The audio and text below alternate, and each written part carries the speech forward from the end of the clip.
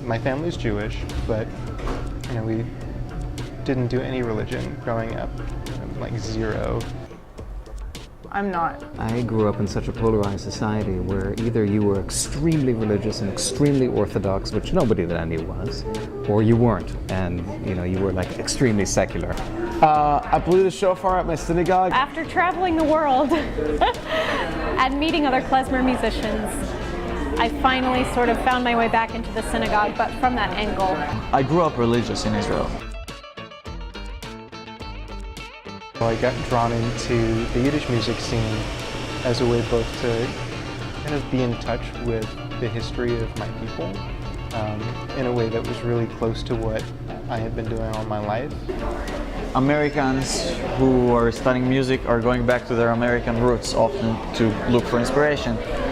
German people go to their German roots, French people go to their French roots, and for a long time I was asking myself, what are my roots? I think it wasn't really until I discovered people doing things that I liked with Jewish music that kind of brought it into me. And now and I've seen some of those, some of the bands like Golem and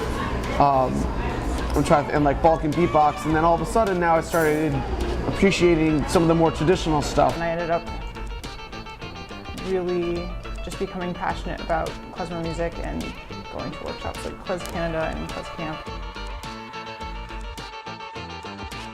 We're standing there, on this stage performing for hundreds of people, getting broadcast on national television in the Netherlands, and that was a moment where we all kind of looked at each other in the band and said, I don't know if we're going to win or lose here, but we are totally playing on the right stage.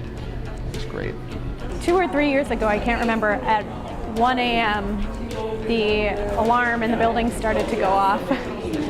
And no one could figure out how to turn it off, but it was okay because it was this beautiful moment of improvisation and spontaneity, and we were all singing and I was playing along with this wailing alarm, and it was like the alarm became another voice in the congregation, and it was just really a high moment.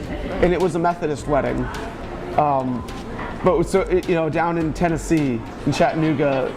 So the only Jewish people were me, my trombonist girlfriend, and I think 1 or 2 of his other friends.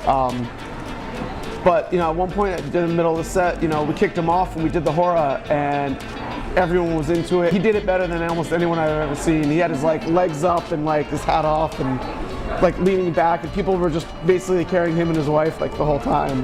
We're in America, we're playing music, Jewish music from a Moroccan singer. I mean, there was such a feeling that the borders don't exist anymore between the countries. Some girls coming up to the band and asking in awe if we were real Jews. Somebody comes up to you and says, I lived there. And now this person may be in their 80s or 90s, but they're telling you about these escapes that they made by bicycle by night. And hiding out in ditches along the road and things that are utterly crazy, leaving their parents behind in a train station, not knowing if they'll ever see them again, and then magically being reunited or not. I mean, stories that you hear and it just kind of chills you to the core. To keep from going crazy on the physical plane. These are voices that should never be lost, and these are stories that should never be lost, and unfortunately so few people hear them today. Reb Moshe Waldoks always says that it's not necessarily theology that brings us together, it's singing. There's almost nothing that's as powerful as music, and there's nothing that's as unifying. It lets me see Judaism in a different way. I do know a lot of people in my age bracket who find their inroad not through the synagogue, but through these cultural events. We have to go back and learn this music that's part of us, and we just don't know it.